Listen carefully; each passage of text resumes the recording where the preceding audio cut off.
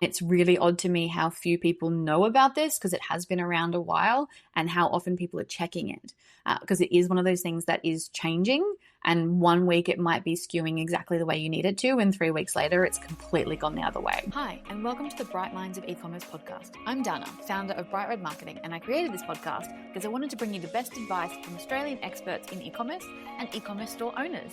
If you're wanting relatable stories and actionable advice, as well as the latest Facebook advertising strategies, you're in the right place. So let's get into today's episode.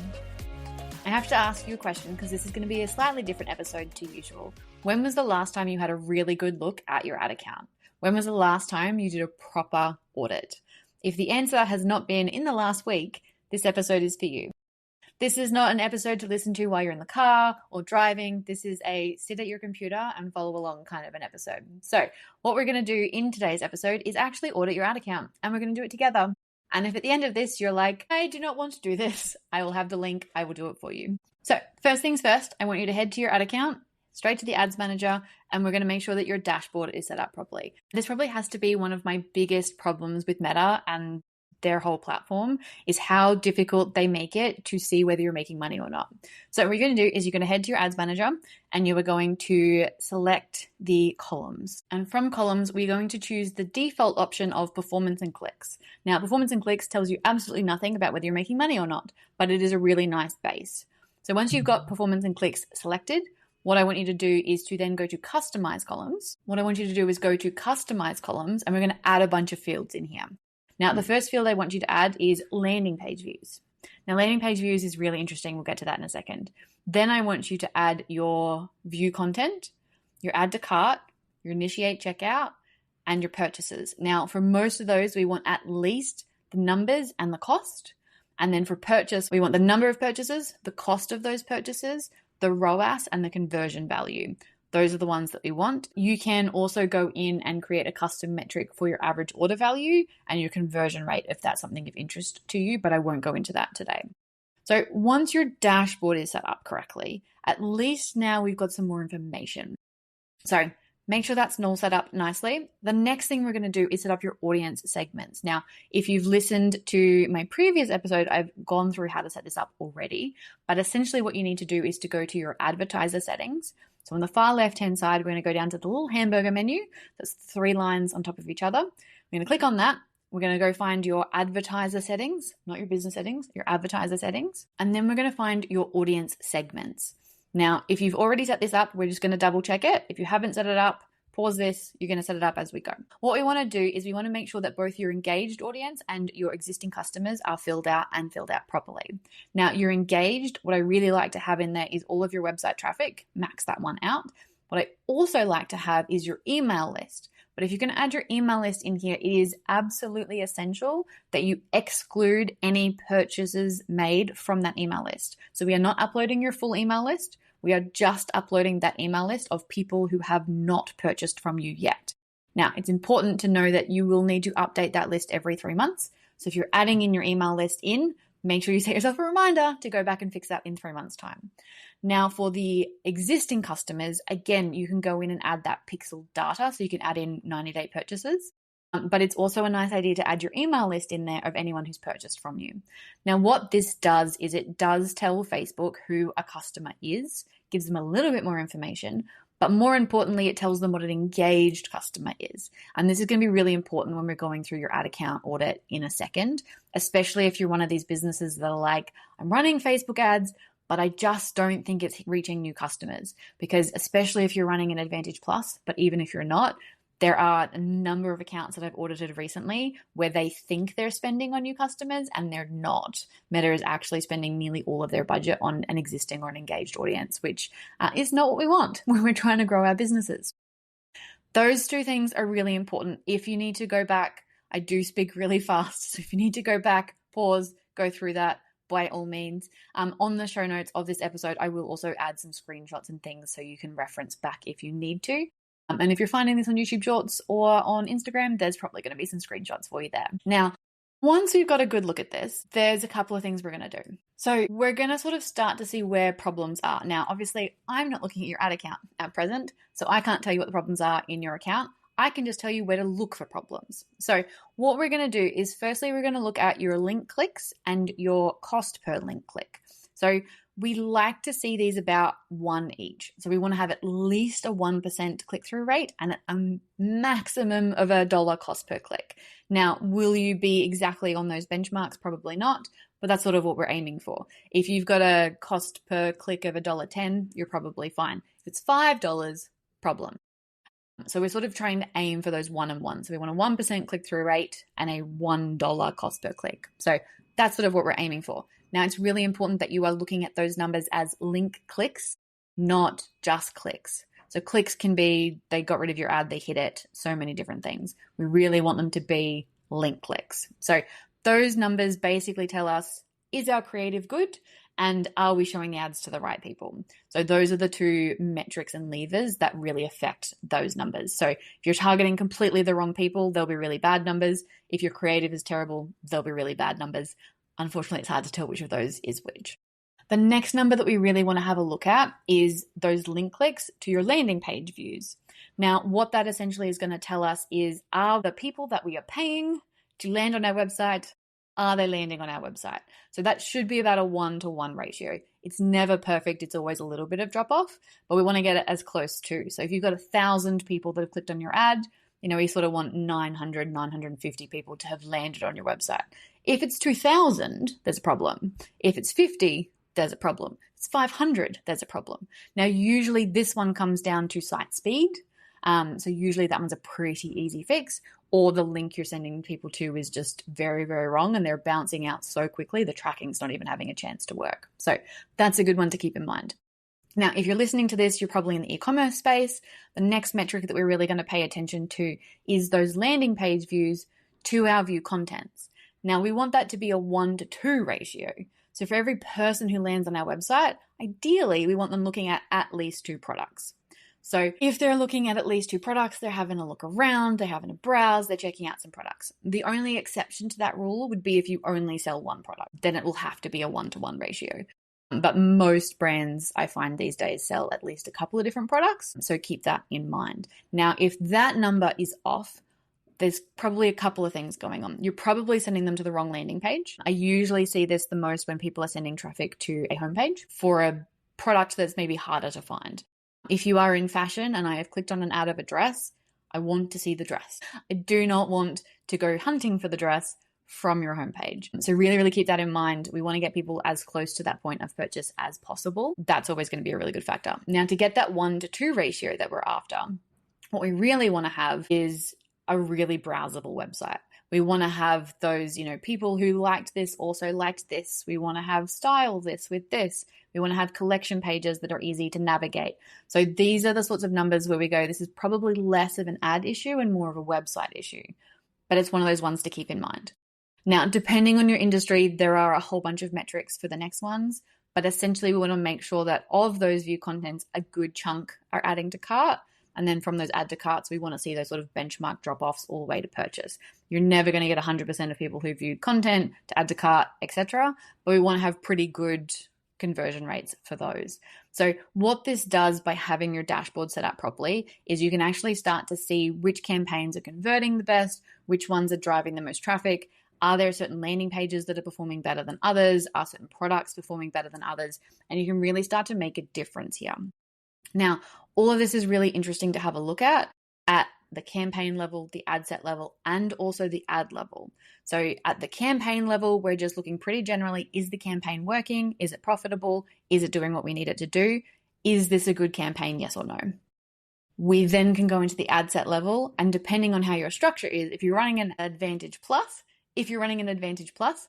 that's going to be very similar to the campaign level. If you're running more of a traditional structure, then you can start to have a look at this from an audience level. Are particular audiences performing better for you than others? Is there some logic or some strategies that you can sort of play with there to see which one of those can be better? And then at the ad level, this is the most important. Are there particular ads that are more profitable for you? Are there particular products that are converting more highly? This is very much a game of let's find the things that convert the best for you and your business so we can make you the most money.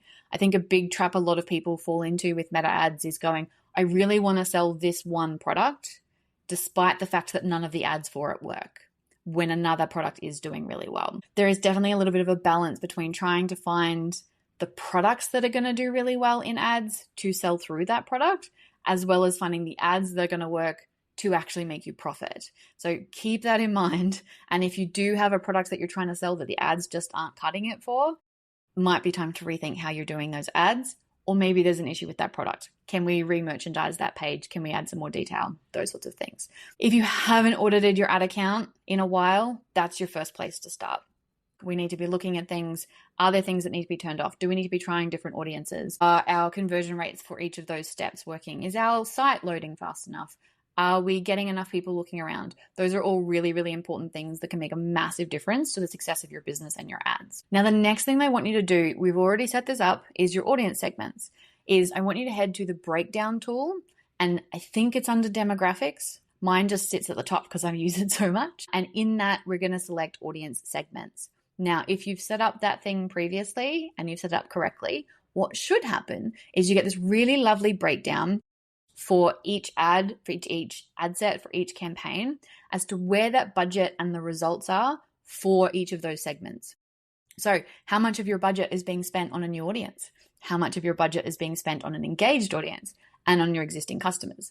Now, in an ideal world, it would be like 60, 70% new customers, maybe 20% engaged, and maybe 10% to your existing customers. That's kind of generally speaking what we would like to see. Depending on your business, obviously this is a very, very broad general basis. I do not know your business.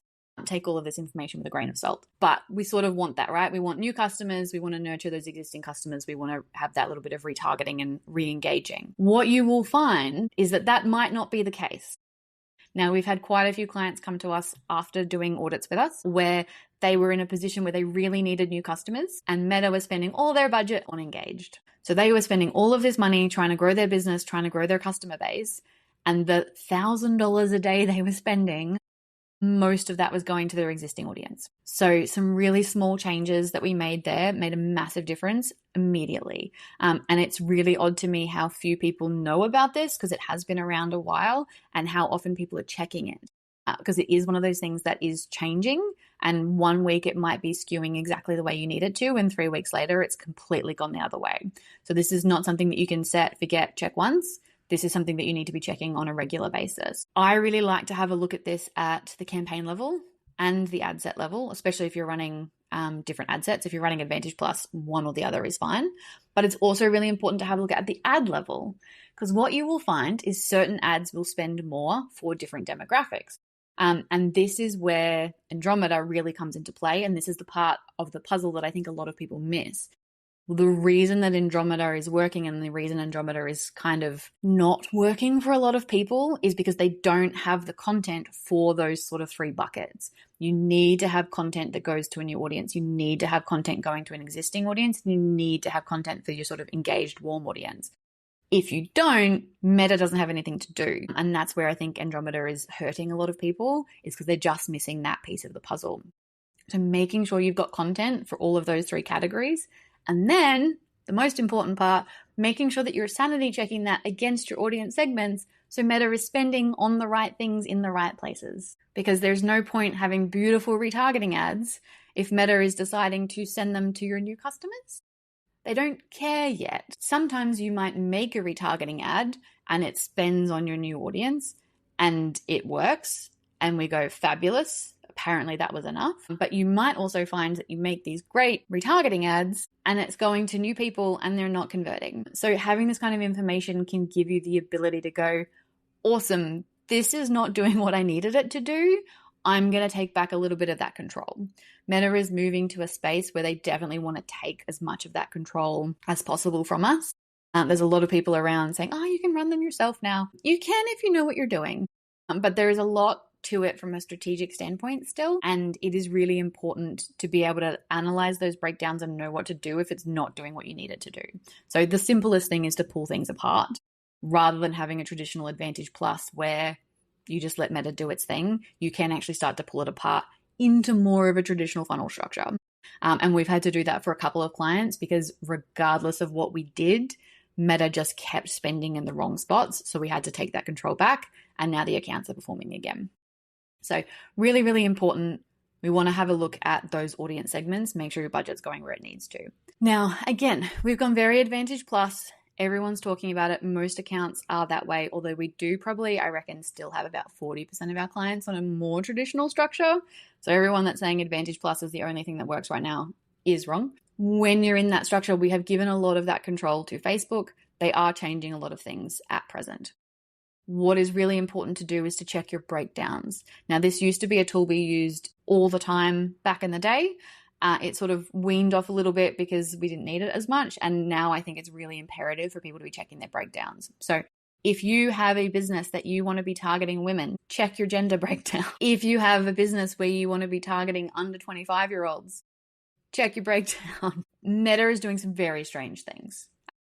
A lot of the suggestions now are actually suggestions. We used to be able to say, only show my ads to these people or this gender or these locations. Meta is very quickly taking that option away from us and using it more as a guide. So it's really important that you check on that and go, is this actually going where I need it to go? And if it's not, trying to work out why and how you can fix it. So you may have heard that Meta is using that creative as you're targeting. So if you're trying to target 18-year-olds and your copy was written by a 50-year-old man, Meta probably can tell. It probably doesn't sound like copy for 18-year-olds, and therefore it's not going to be shown to 18-year-olds. If you're trying to sell fashion to 60-year-olds and your models are 18-year-olds, Meta's probably going to look at that and go, I'm going to show this to a different group of people. Thank you. So just really keep in mind that that creative is a really big indicator for Meta as to who you want to see those ads. So changing up your copy, changing up the text, changing up the graphics and imagery to make sure it's really relevant to the person you want to see it is really important, because those suggestions are becoming more suggestions and less, hey, can you only show my ads to these people? So you really want to keep an eye on that, because sometimes you will find that Meta is spending wildly on people and placements and places that you just don't want your ads to be spending on. So we're going to have a look at that as well. Now, at the creative level, this is where I find a lot of people come unstuck. There seems to be some people out there telling people not to touch their ads, which is wild to me because we're always touching ads. The creative turnover at the moment is monumental, which is where I struggle with people who think they can run ads themselves if they're not creatively minded or have, in-house graphic design teams and those sorts of things, because the amount of creative that needs to be produced, astronomical. So we're going to have a look at the creative level. So wherever your ads are, we're going to have a look. Now, the thing I like to suggest is to take your sort of target cost per purchase and double it. If an ad has spent more than that and it's not profitable, kill it. We're more brutal than that. If we haven't sort of hit it by like 1 times your target cost per purchase, it's gone. But we've been doing this a very long time. But keep that in mind. Like we're turning things over pretty quickly. You want to have a look at sort of the frequency of individual ads. We want to have a look at the cost per click and the click-through rate. They're pretty good signs as to whether that piece of creative is working or not. It's got a really high click-through rate. People like that piece of creative. If it's got a really low click-through rate, it's just not resonating with people. So they're sort of your big numbers. At the end of the day, we really want to be looking at your return on ad spend, your number of purchases, your conversion rate of those purchases, how much those purchases cost you. The rest of it is a guide as to where problems may be if you need to improve performance. Having a look at the cost per purchase will only tell you whether you should turn that ad off or that ad is doing really well. It's not going to tell you why that's happening. So having a look at some of those numbers is really, really helpful. These are some things that you can do. We want to make sure your dashboard is set up properly. We want to make sure that your audience segments are the way they need to be and that we're looking at that information. We want to check your breakdowns, and we want to make sure that we are doing a creative review, oh my goodness, at least a week. At least once a week, please and thank you. If you are spending good money, it needs to be more often than that. It really does. If you're spending sort of less than $100 a day, don't check it every day. You'll drive yourself insane. 2 or 3 times a week, a Monday or Thursday is sort of a good benchmark, but you want to be in there checking. So at the end of the day, Meta is changing constantly. There's always things going on. If you are running your own ads, you need to be in there. You need to be having a look around. If someone else is running your ads, you need to be in there. You need to have a look around and make sure that it is up to scratch. I'm not suggesting you go micromanaging your agency, but if you're not getting the results that you want, if you're uncertain, you need to have a look at what's going on and sort of have a look at through some of those breakdowns and just make sure it's doing what you need it to do for your business. Because unfortunately, as much as Meta wants to take control, we still need to be in there. We need to be looking at what's working and what's not and making those changes. We cannot just set and forget. There is no such thing as a set and forget ad account. So if you have any questions, you know where to find me. If you are listening to this and you're like, awesome, still stuck, please book in a free audit. This is what we do. I love doing these. We will literally jump on a call. I will go through your ad account with you. There is no sales pitch. If at the end of it, you're like, yes, please and thank you, take over my ad account, we can have that conversation. But I've had this conversation with people that have been doing their own ads. I've had this conversation with people that have had other agencies running their ads. And it's gone from everything to actually your account's in great standing, good job, to actually I'd probably just change these 2 or 3 things and you're good to go. Your agency's kicking butt. They're doing a fabulous job. Enjoy. Your agency's doing okay, but I'd probably change this thing. Like there are so many different outcomes to that call and it is never a sales pitch. I am the opposite of a sleazy salesman. I could not be one if I tried. All I will do is walk you through your ad account. We can discuss it and go from there. So there will be a link in the show notes if you want to book in an audit and we can do this together rather than you just listening to my voice with no feedback. And any questions, you know where to find me. Send us a DM on Instagram or book in a call. And I look forward to hearing how your audits go. Thank you for listening to the Bright Minds of E-commerce podcast. As always, you can find the show notes on our website at brightredmarketing.com.au. Just look for the podcast page. Thanks for listening.